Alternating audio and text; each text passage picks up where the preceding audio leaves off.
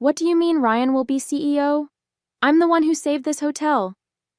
My voice echoed through the newly renovated lobby, bouncing off the modern mountain-inspired decor I'd spent months perfecting. Mom's dismissive wave felt like a slap in the face. Claire, honey, your brother has more natural leadership ability.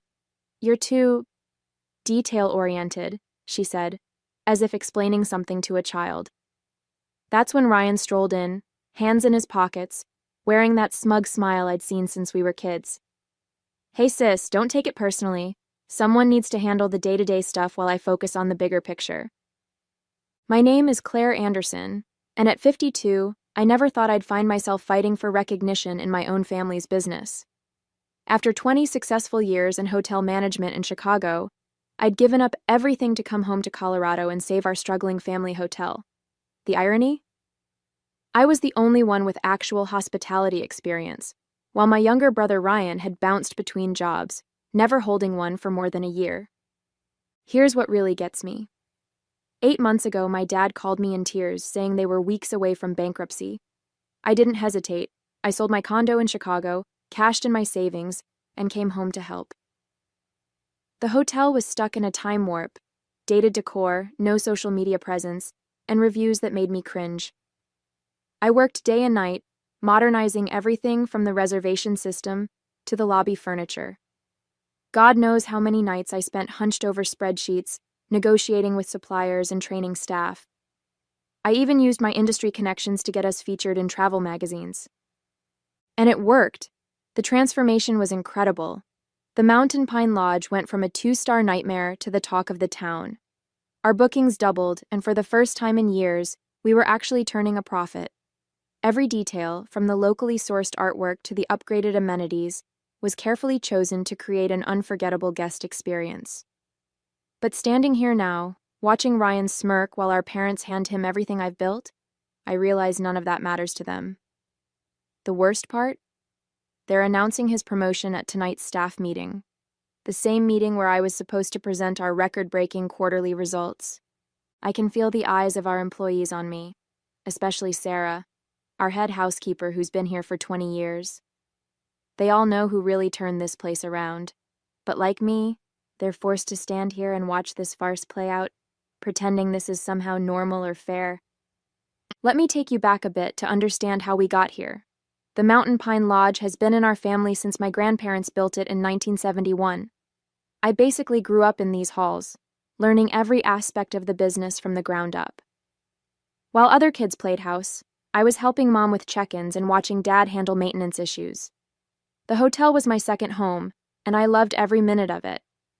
But Ryan? He was different. 3 years younger than me, he never showed any interest in the family business. While I was studying hospitality management in college, he was bouncing between majors, first architecture, then business, finally dropping out altogether to find himself. Mom and Dad never seemed bothered by this. He's just creative, they'd say. He needs time to figure things out. Meanwhile, I was building my career in Chicago, working my way up from front desk manager to regional director for a major hotel chain. Every success I had was met with lukewarm congratulations from my family. That's nice, dear, but when are you coming home? When are you getting married? It was never enough. When Dad called about the hotel's financial troubles, I knew exactly what needed to be done. The place was hemorrhaging money, outdated systems, inefficient processes, no real marketing strategy. The reviews online were brutal. Stuck in the past, needs major updating, not worth the price. It broke my heart to see my family's legacy crumbling. I took a leave of absence from my job in Chicago, which eventually became a resignation, and dove into the rescue mission. The first month was just damage control, fixing broken equipment, updating the booking system, training staff on basic customer service. I dipped into my savings to replace the ancient carpeting and give the lobby a facelift. Every penny I spent was carefully calculated to maximize return on investment. What really gets me is that Ryan wasn't even here during all this. He was off in Denver, supposedly networking but really just partying with his friends. He'd show up occasionally for family dinners, make a few vague suggestions about modernizing our approach, and disappear again. Yet somehow, in my parents' eyes, his occasional input was just as valuable as my daily grind. I kept telling myself it would be worth it. That once they saw the results, the improved ratings, the increased bookings, the positive reviews, they'd finally recognize my value. I guess I should have known better. The past 3 weeks have been a nightmare. Ryan struts around like he owns the place, making changes left and right without any understanding of how a hotel actually works.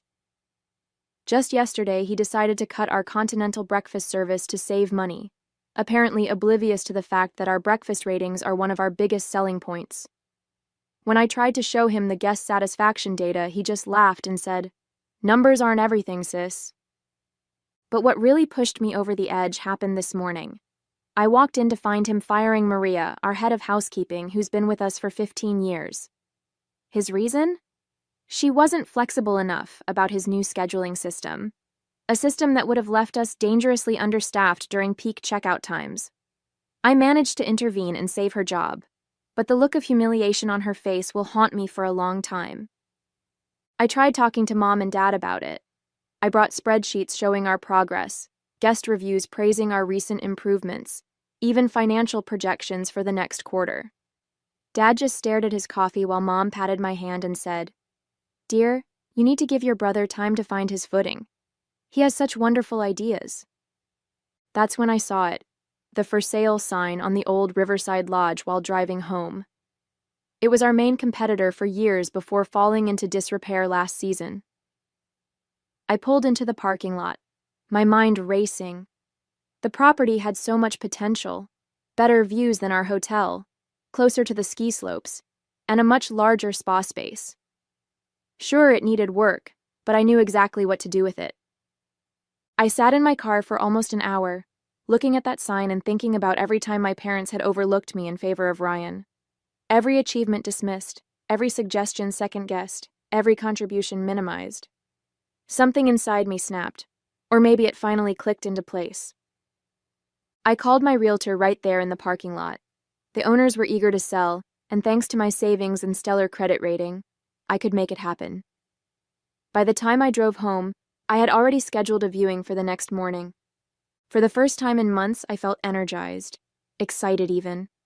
I wouldn't have to watch Ryan destroy everything I'd built. Instead, I would build something new, something that was completely mine. Let them see what they gave up when they chose him over me. The next few months were a whirlwind of activity. I poured everything into transforming the Riverside Lodge into something extraordinary. While Ryan was busy throwing parties at Mountain Pine Lodge, I was working with contractors, redesigning spaces, and building a team of top-tier hospitality professionals. I named it The Summit, maybe a bit on the nose, but I wanted everyone to know exactly what I was aiming for. Word got around town quickly. Some people called me spiteful for competing with my own family. Others, especially those who'd worked with me at Mountain Pine, quietly cheered me on. My parents tried guilt-tripping me at first. "How could you do this to your brother? To us?" Mom would ask during our increasingly rare family dinners. I just smiled and changed the subject. Meanwhile, Ryan's mismanagement was taking its toll on Mountain Pine Lodge. Their reviews started dropping. Complaints about inconsistent service, maintenance issues, even cleanliness problems. 3 longtime staff members quit within the first month of his leadership. I heard through the grapevine that they'd had to slash their rates just to maintain occupancy. The Summit's grand opening was exactly 6 months after that fateful day in the lobby. I'll never forget my family's faces when they walked in. Mom's tight smile barely hiding her shock, Dad's wide eyes taking in the packed house, and Ryan's barely concealed anger. The local paper was there, taking photos and interviewing guests about Aspen's newest luxury destination. "You're trying to destroy us," Ryan hissed when he cornered me by the bar. "This is a direct attack on our family." I just smiled and replied, "No, Ryan, this is me succeeding despite our family." The contrast between the two hotels couldn't have been more stark. While Mountain Pine Lodge struggled with basic maintenance, the Summit was making waves with its eco-friendly initiatives and luxury amenities. Every detail I'd dreamed of implementing at the family hotel, but had been shot down, was now a reality here. From the locally sourced restaurant menu to the state-of-the-art spa facilities, everything was exactly as I'd envisioned. But success brought its own challenges. Other hotels started copying our innovative booking system. Some folks in town, old friends of my parents, started whispering about how I was tearing the family apart. Even some of my loyal guests from Mountain Pine Lodge expressed guilt about choosing sides. The real challenges came rolling in as the summit gained momentum. My former vendors from Mountain Pine Lodge started getting pressure not to work with me. Mom had quite the social circle in town, and suddenly some longtime family friends stopped meeting me for our usual coffee dates. I even lost my spot on the local tourism board. Apparently, there was a conflict of interest. But I wasn't about to let small-town politics derail everything I'd built. When local vendors hesitated, I found better ones in Denver. When the tourism board dropped me, I focused on building direct relationships with ski tour operators. Every obstacle just pushed me to be more innovative, more determined. Then came the biggest test of all. Mom and Dad showed up at my office one morning, looking worried. The bank was threatening to call Mountain Pine's loans. Ryan's mismanagement had finally caught up with them. They wanted me to come back, not as CEO, of course, but to help Ryan learn the ropes. "We're family," Mom pleaded. "You can't just let the hotel fail." I looked at them both, sitting across from my desk in the office I'd built myself, and felt strangely calm. "I offered to help 8 months ago," I replied. "You chose Ryan. Now you have to live with that choice." Dad tried a different approach. "Think about your grandfather's legacy," he said quietly. "This hotel has been in our family for generations." "And I tried to preserve that legacy," I shot back. "You're the ones who handed it to someone who treats it like his personal playground." The whispers around town got nastier after that. I was the ungrateful daughter, the bitter sister, the woman who'd turn against her own family out of spite. Some days those rumors hurt more than I'd like to admit. But every morning I'd walk into the summit's lobby, see my vision come to life, and know I'd made the right choice. My team became my new family. Many were former Mountain Pine employees who'd jumped ship, tired of Ryan's chaotic management style. They understood what I was building here wasn't about revenge. It was about creating something meaningful, something we could all be proud of. The breaking point came during the annual Colorado Luxury Hotels Awards. The summit was nominated for Best New Boutique Hotel, and Mountain Pine Lodge was conspicuously absent from any category.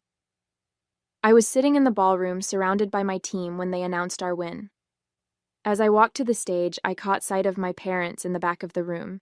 They'd shown up unannounced, probably expecting to support our family hotel as they had for years. The look on their faces said everything. Mom was fighting back tears, and Dad looked like he'd aged 10 years. Ryan wasn't there. He'd stopped attending industry events months ago, claiming they were just popularity contests. But everyone in that room knew what this moment meant. The student had officially surpassed the teacher. The detail-oriented daughter had built something better than the family legacy they'd refused to entrust her with. During my acceptance speech, I thanked my team, our guests, and even mentioned Mountain Pine Lodge, where I first fell in love with hospitality. The crowd's uncomfortable shifting told me they caught my subtle dig. But it was the conversation afterward that really changed everything. A renowned travel magazine editor approached me for an interview. As we talked about the summit's success, my parents hovered nearby, clearly listening. They heard every word as I described my journey, including how being passed over for CEO had motivated me to build something of my own. "Sometimes the best success stories come from being underestimated," I said, loud enough for them to hear. That evening, the magazine editor told me they were naming the summit Best Boutique Hotel in the Rockies in their upcoming issue. The same issue would feature a piece on traditional hotels struggling to adapt, with Mountain Pine Lodge as their prime example. When the article came out, it was like a bomb went off in our small town. Everyone who'd whispered about me being spiteful had to acknowledge the truth. I'd built something extraordinary, while Mountain Pine Lodge was failing not because of me, but because of their own poor decisions. Looking back on everything, it's hard not to feel a mix of emotions. Part of me still hurts from the way my parents treated me, how they brushed aside all I'd done as if it were nothing. But another part of me, maybe the bigger part, feels liberated. I'm living my life on my terms, not waiting for someone else's validation. When I walk into the summit every morning, I'm reminded of what I built with my own 2 hands. The vibrant lobby buzzes with life, guests chatting excitedly about their plans for the day, staff moving efficiently with warm smiles, the faint aroma of freshly brewed coffee mingling with the clean mountain air that drifts in when the doors open. It's everything I ever wanted the Mountain Pine Lodge to be, and seeing it thrive gives me a deep sense of pride. My team at the summit has become my family in ways I never expected. Many of them, like Sarah and Maria, are former employees of my parents' hotel who left because they saw the same lack of leadership I did. They've been instrumental in making the summit a success, and their loyalty humbles me. Sarah often jokes that she finally feels like her experience and ideas are valued, and I know exactly how she feels. Outside of work, I've started reconnecting with old friends. For years, I was so wrapped up in trying to prove myself to my parents that I let important relationships slip away. Now, I'm making time for coffee dates and hikes, rebuilding those connections.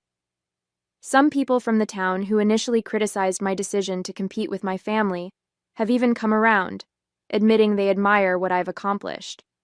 I've also started to find my place within the community again.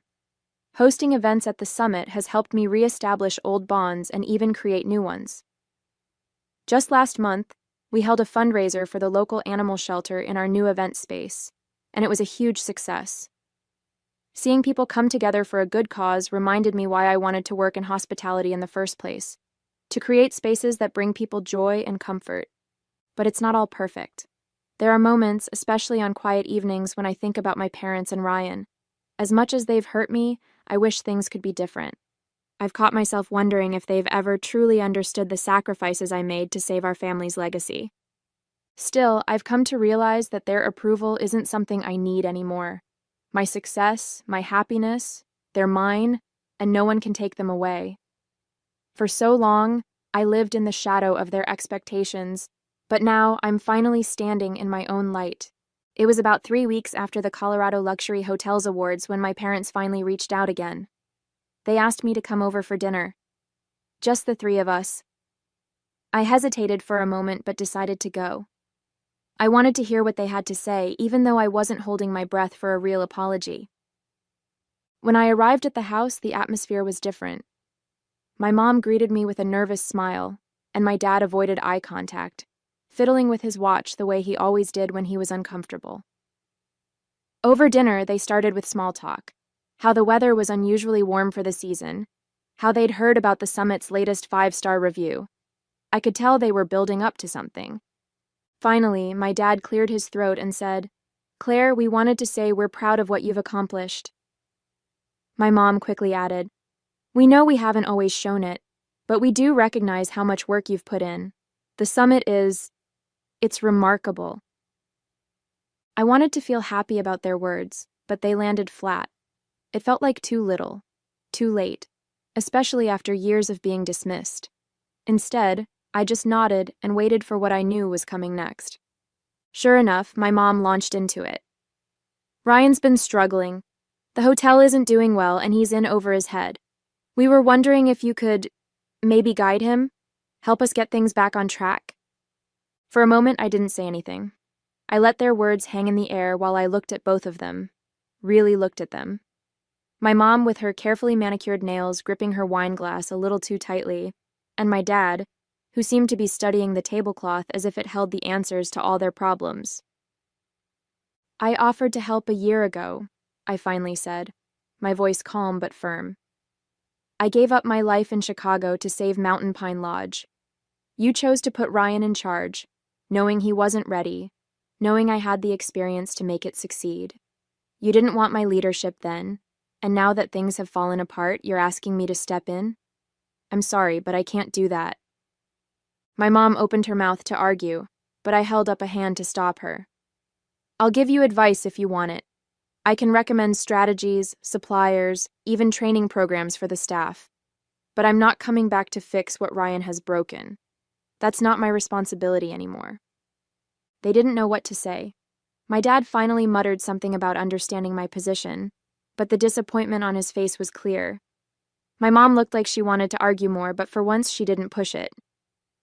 Driving home that night, I felt lighter than I had in years. Setting those boundaries wasn't easy, but it was necessary. I wasn't bending over backward to make my parents happy or cleaning up Ryan's messes. I was choosing myself, my happiness, and my future. Over the next few weeks, I noticed a shift in how I carried myself. Saying no to my parents gave me the confidence to enforce boundaries in other areas of my life, too. I stopped over-explaining my decisions to people, whether it was about work or personal choices. I became more comfortable letting go of relationships that no longer served me, instead focusing on the ones that brought me joy and support. At the summit, we hit new milestones. Our occupancy rates were the highest in the region, and we started receiving inquiries from other boutique hotel owners asking for consulting advice. My parents' hotel, meanwhile, continued to decline, though I did hear they finally hired a professional hospitality consultant to try to turn things around. Ryan and I barely spoke, and I was okay with that. He didn't apologize or acknowledge what had happened, but I no longer needed him to. His bitterness was his burden to carry, not mine. The summit had become a reflection of everything I'd worked for, my resilience, my vision, my independence. And as it flourished, so did I. Standing in the lobby of the summit one morning, I watched as the sunlight poured through the floor-to-ceiling windows, casting a warm glow over the modern decor I'd designed. A family walked past, laughing as they planned their day, while one of my staff expertly handed a couple their itinerary for a scenic snowshoe hike. It hit me in that moment how far I had come, not just professionally, but personally.